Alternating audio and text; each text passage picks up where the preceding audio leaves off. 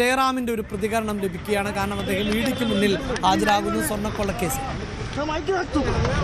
ജയറാം ഇഡിക്ക് മുന്നിലേക്ക് എത്തുകയാണ്. എന്താണ് പറയാനുള്ളത്? അത് അവരോടല്ലേ പറയുന്നത്. ഓറം തുറന്ന് ഇറങ്ങട്ടെ ഒന്ന്. ജയറാം ഈ ഉണ്ണി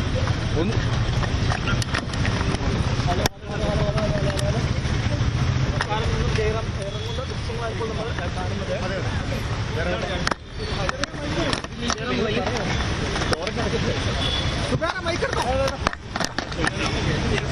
ജയറാം ഈ കാര്യം ചെയ്യാം.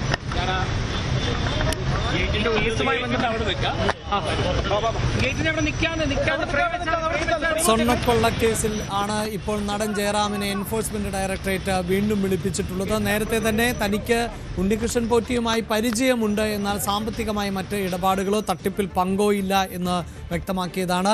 ഈ ദ്വാരപാലക ശില്പങ്ങൾ പൊതിഞ്ഞിരുന്ന സ്വർണ്ണപ്പാളി ഉപയോഗിച്ചുകൊണ്ട് പൂജ നടത്തി എന്നതുൾപ്പെടെയുള്ള കാര്യങ്ങൾ നടൻ സ്ഥിരീകരിക്കുകയും ചെയ്തതാണ്. ഇപ്പോഴിതാ അദ്ദേഹം മാധ്യമങ്ങളോട് കൂടുതൽ പ്രതികരിക്കാൻ തയ്യാറാകുന്നു.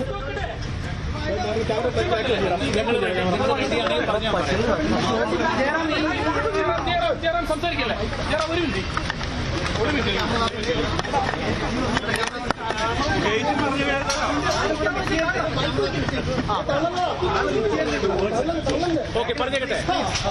പറഞ്ഞോളൂ.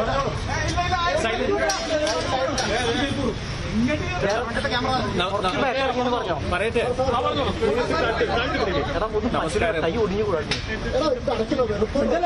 ശബരിമല എന്ന് പറയുന്നത് നമ്മളെ മലയാളികളെ സംബന്ധിച്ചിടത്തോളം അതൊരു പ്രത്യേക വികാരമാണ്. എത്രയോ ക്ഷേത്രങ്ങൾ നമുക്കുണ്ടെങ്കിലും ശബരിമല എന്ന് പറയുന്നത് ഓരോ ഭാരതീയനെ സംബന്ധിച്ചിടത്തോളം ജാതി മത ഭേദമന്യേ അവരെത്തുന്ന പുണ്യ സ്ഥലമാണ്. അപ്പൊ അവിടെ ഇത്തരം സ്കാം എന്തെങ്കിലും നടന്നിട്ടുണ്ടെങ്കിൽ അത് 100% വെളിച്ചത്ത് കൊണ്ടുവരികയും അതിനകത്ത് ബന്ധപ്പെട്ടിട്ടുള്ളവരെ എല്ലാം വെളിച്ചത്ത് കൊണ്ടുവരാൻ ഓരോ മലയാളിയും ബാധ്യസ്ഥനാണ്. ആ ഒരു മലയാളിയുടെ കൂട്ടത്തിൽപ്പെട്ട ഒരാൾ തന്നെയാണ് ഞാനും. പറയട്ടെ ബാക്കി. ഈ കഴിഞ്ഞ 10-38 വർഷക്കാലം കേരളത്തിനകത്തും പുറത്തുമുള്ള എത്രയോ ക്ഷേത്രങ്ങളിൽ പലതരത്തിലുള്ള പൂജ, അല്ലെങ്കിൽ ആനയെ നടക്കിരത്തില് ആനക്കൊട്ടിൽ സമർപ്പണം, നട സമർപ്പണം, അല്ലെങ്കിൽ അത്തരത്തിലുള്ള പൂജ കാര്യങ്ങൾ, ഇതിനൊക്കെ ആദ്യം ക്ഷണിക്കുന്നത് എന്നെയാണ്. ഞാൻ കഴിവതും പോകാറുണ്ട്. അത്തരത്തിലാണ് ഇതുമായിട്ട് ബന്ധപ്പെട്ട ആൾക്കാരും എന്നെ പൂജയ്ക്ക് വിളിക്കുകയും ഈ നട കൊണ്ടുപോകാൻ വേണ്ടിയിട്ടും ഇതിനൊക്കെ എന്നെ പല പ്രാവശ്യം ഇവർ വിളിച്ചുകൊണ്ട് പോയിട്ടുണ്ട്. അപ്പോൾ ഇതിന്റെയൊക്കെ പിന്നിൽ കള്ളത്തരങ്ങൾ എന്തെങ്കിലും നടന്നിട്ടുണ്ടോ എന്നുള്ളത് അന്വേഷിക്കാൻ ബഹുമാനപ്പെട്ട കോടതിയും ബന്ധപ്പെട്ട ആളുകളും എല്ലാം ഇതിന്റെ പുറകിലുണ്ട്. അപ്പോ എന്നിൽ നിന്നും ഇവർക്ക് എന്തെങ്കിലും ഉപകാരപ്രദമായ 1-2 കാര്യങ്ങൾ കിട്ടുകയാണെങ്കിൽ അത് നല്ലതല്ലേ നമുക്ക് സത്യം വെളിച്ചത്ത് കൊണ്ടുവരാനായിട്ടല്ല. അപ്പോൾ അതിന്റെ കാര്യങ്ങൾ ചോദിച്ചറിയാൻ വേണ്ടിയിട്ടാണ് എന്നെ വിളിച്ചിട്ടുള്ളത്. അപ്പോൾ തീർച്ചയായിട്ടും എല്ലാം നല്ല പര്യവസാനിക്കട്ടെ, ഭംഗിയായിട്ട് തന്നെ. ഇനിയും പുറമെ വല്ലവരും കുടുങ്ങാനുണ്ടെങ്കിൽ അവരും കുടുങ്ങട്ടെ, അല്ലെങ്കിൽ അയ്യപ്പൻ വെറുതെ വിടുക. അവരൊക്കെ 50 വർഷത്തിന് മുകളിലായിട്ട് ശബരിമലയ്ക്ക് പോകുന്ന ഒരു ഭക്തനാണ് ഞാൻ. അപ്പോൾ എന്റെയും കൂടി കടമയാണ് ഇത് ക്ലീനായിട്ട് ഇത് ചെയ്യാൻ. സന്തോഷം.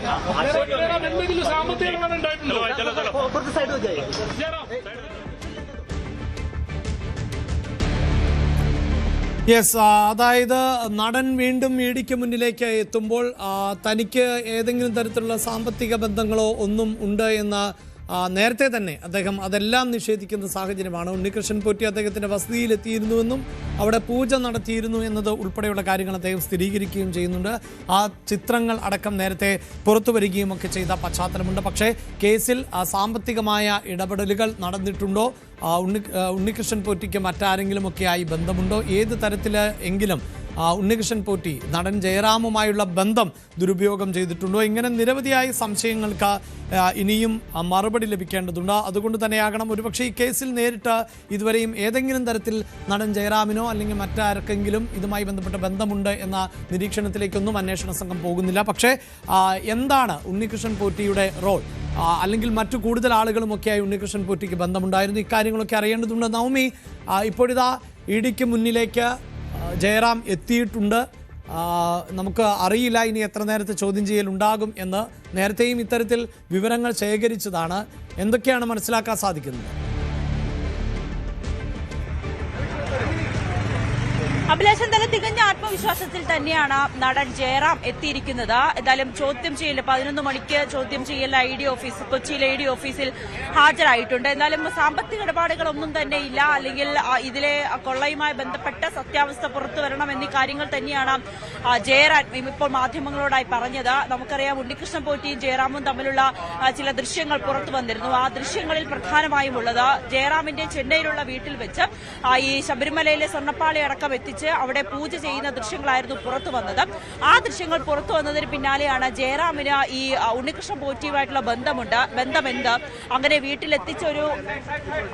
വീട്ടിലെത്തിച്ച് ഒരു പൂജ നടത്തണമെങ്കിൽ അത്രയുള്ള ബന്ധം, സൗഹൃദം ഇവർ തമ്മിലുണ്ടായിരുന്നു എന്നീ കാര്യങ്ങളിലായിരുന്നു പ്രധാനമായും SITയുടെ അന്വേഷണം ഉണ്ടായിരുന്നത്. അതിലൊക്കെ കൃത്യമായി SIT കണ്ടെത്തിയത്, അല്ലെങ്കിൽ ജയറാം അന്ന് SITക്ക് മൊഴി നൽകിയത് പ്രകാരം ഉണ്ണികൃഷ്ണൻ പോറ്റിയെ താൻ ശബരിമലയിൽ വെച്ചാണ് പരിചയപ്പെടുന്നത്. അതിനുശേഷം സുഹൃത്തുക്കളായിരുന്നു. ഒരിക്കൽ ഉണ്ണികൃഷ്ണൻ പോറ്റി തന്നോട് ഈ ശബരിമലയിലെ സ്വർണ്ണപ്പാളികൾ അടക്കം വീട്ടിലെത്തിച്ച്, അല്ലെങ്കിൽ ശബരിമലയിലെ തന്നെ വിശിഷ്ടമായിട്ടുള്ള വസ്തുക്കൾ വീട്ടിലെത്തിച്ച് പൂജ ചെയ്തു കഴിഞ്ഞാൽ അത് വീട്ടിൽ ഐശ്വര്യമുണ്ടാകുമെന്ന് പറഞ്ഞതിനെ തുടർന്നാണ് അന്ന് ചെന്നൈയിലെ വീട്ടിലേക്ക് ഉണ്ണികൃഷ്ണൻ പോറ്റി ഈ വസ്തുക്കളുമായി, അമൂല്യ വസ്തുക്കളുമായി അവിടെ എത്തുകയും പൂജ ചെയ്യുകയും ഒക്കെ ചെയ്തത്. അതിനപ്പുറത്തേക്ക് ഇത്രയും വലിയ കൊള്ള നടന്നു എന്നോ, അല്ലെങ്കിൽ ഇത്രയും വലിയൊരു കൊള്ളയ്ക്ക് പ്രതിയായിട്ടുള്ള, അല്ലെങ്കിൽ ഇത്രയും വലിയൊരു കൊള്ള നടത്തിയ ഒരാളാണ് ഉണ്ണികൃഷ്ണൻ പോറ്റി എന്ന് തനിക്ക് അറിവുണ്ടായിരുന്നില്ല.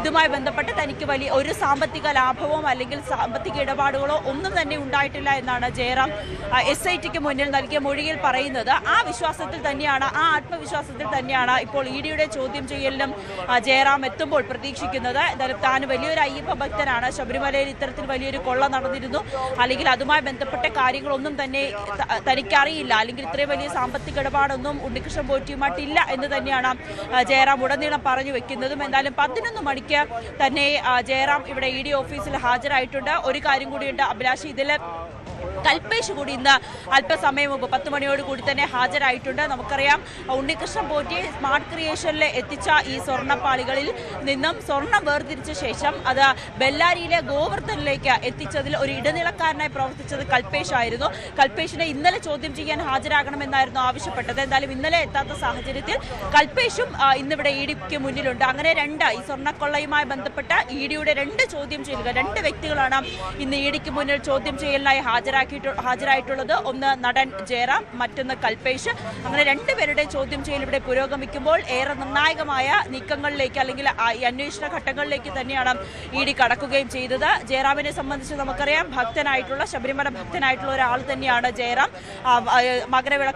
മകരവിളക്കിനെല്ലാം തന്നെ എല്ലാ വർഷവും ശബരിമലയിൽ എത്തുന്ന ഒരു വ്യക്തിയാണ്.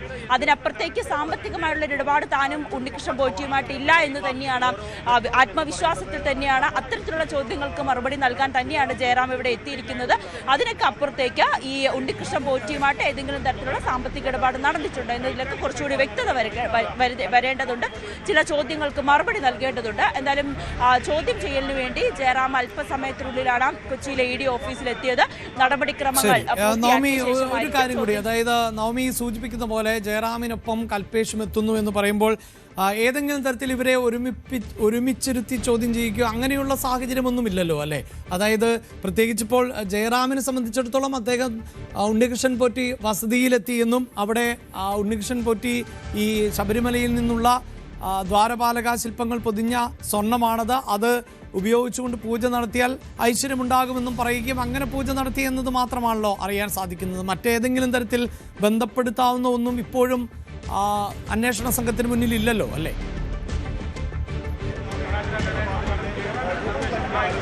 ഇല്ല അഭിലാഷ്, അത്തരത്തിലുള്ള ഒരുമിച്ചിരുത്തിയുള്ള ചോദ്യം ചെയ്യലിലൊന്നും സാധ്യത കുറവാണ്. കാരണം കൽപേഷും ജയറാമും തമ്മിൽ മറ്റു ബന്ധങ്ങളൊന്നും തന്നെയില്ല. നമുക്കറിയാം, ഈ സ്വർണം ഉണ്ണികൃഷ്ണൻ പോറ്റി കൊണ്ട് എത്തിച്ച, സ്മാർട്ട് ക്രിയേഷനിൽ എത്തിച്ച സ്വർണം, അത് വേർതിരിച്ച ശേഷം, അതിൽ നിന്നും സ്വർണം വേർതിരിച്ച ശേഷം ബെല്ലാരിയിലുള്ള ഗോവർദ്ധനിലേക്ക് എത്തിച്ചത് കൃപേഷാണ്. അങ്ങനെ ഒരു ഇടനിലക്കാരനായിട്ടാണ് കൃപേഷ് ഈ കേസിൽ ഉൾപ്പെട്ടിട്ടുള്ളത്, അല്ലെങ്കിൽ ഈ വിഷയത്തിൽ ഉൾപ്പെട്ടിട്ടുള്ളത്. ഇന്നലെയായിരുന്നു കൃപേഷിനോട് ചോദ്യം ചെയ്യലിന് ഹാജരാകണമെന്ന് ആവശ്യപ്പെട്ട ഇ ഡി നോട്ടീസ് അയച്ചത്. പക്ഷേ ഇന്നലെ ഹാജരാകാത്ത സാഹചര്യത്തിലാണ് ഇന്നെത്തിയത്. അതേ സാഹചര്യത്തിൽ തന്നെ ജയറാമിനോട് ഇന്ന് എത്താൻ പറഞ്ഞിരുന്നു. ആ ഒരു സാഹചര്യം മാത്രമേ ഉള്ളൂ ഇവർ രണ്ടുപേരും ഇന്ന് ഇ ഡി ഓഫീസിലെത്തിയത്. എന്തായാലും ചോദ്യം ചെയ്യലെല്ലാം ഒന്നിച്ചായിരിക്കില്ല, അവരെ ഓരോ ഘട്ടത്തിലായിട്ടായിരിക്കും ചോദ്യം ചെയ്യുക. ജയറാമിനെ സംബന്ധിച്ച് ഉണ്ണികൃഷ്ണൻ പോറ്റിയുമായിട്ടുള്ള ബന്ധം, അതിൽ SITക്ക് എന്തൊക്കെ മറുപടി നൽകി, ഈ ഉണ്ണികൃഷ്ണൻ പോറ്റിയായിട്ടുള്ള ബന്ധം എന്ത്, സാമ്പത്തിക ഇടപാട് നടത്തിയിട്ടുണ്ട്, അക്കാര്യങ്ങളിലായിരിക്കും ഇ ഡിയിൽ നിന്നും ജയറാം വിവരങ്ങൾ തേടുക. ഇന്നലെ കൽപേഷിനോടും അതോടൊപ്പം തന്നെ ജയശ്രീയോടും ഹാജരാകാനായിരുന്നു ആവശ്യപ്പെട്ടത്. ജയശ്രീ ഇന്നലെ എത്തി മൊഴി നൽകി. ആ മൊഴി നൽകിയതിൽ പോലും ചില കാര്യങ്ങളിൽ വ്യക്തത വരുത്തുന്നതിന് വേണ്ടി വീണ്ടും ജയശ്രീയെ വിളിപ്പിക്കാൻ തന്നെയാണ് തീരുമാനിച്ചിരിക്കുന്നത് ഇ ഡി. ജയശ്രീ നൽകിയ മൊഴി ഉന്നതർക്ക് കുരുക്കാകുന്ന തരത്തിൽ തന്നെയാണ്. അതായത് തന്റെ സ്വന്തം ഇഷ്ടപ്രകാരമല്ല മിനിറ്റ്സിൽ തിരുത്തു വരുത്തിയത്. ഉണ്ണികൃഷ്ണൻ പോറ്റിക്ക് സ്വർണം വിട്ടുകൊടുക്കുക എന്നൊരു നിർദ്ദേശം നൽകിയത് തന്റെ ഇഷ്ടപ്രകാരമല്ല, തനിക്ക് മേലുള്ളവർ നൽകിയ നിർദ്ദേശത്തെ തുടർന്നാണെന്ന മൊഴിയായിരുന്നു ജയശ്രീ ഇന്നലെ ഇ ഡിക്ക് നൽകുകയും ചെയ്തത്. എന്തായാലും ഈ സ്വർണ്ണക്കൊള്ളയുമായി ബന്ധപ്പെട്ട ഇ ഡിയുടെ സമഗ്രമായിട്ടുള്ളൊരു ചോദ്യം ചെയ്യൽ, തെളിവ് ശേഖരണം, ഇതൊക്കെയാണ് ഇപ്പോൾ നടന്നുകൊണ്ടിരിക്കുന്നത്. വൈകാതെ ഉണ്ണികൃഷ്ണൻ പോറ്റിയെയും ചോദ്യം ചെയ്യാൻ വിളിപ്പിക്കുമെന്നാണ് നമുക്ക് അറിയാൻ സാധിക്കുന്നത്. എന്തായാലും ജയറാം ഇവിടെ ചോദ്യം ചെയ്യലിനായി എത്തിയിട്ടുണ്ട്.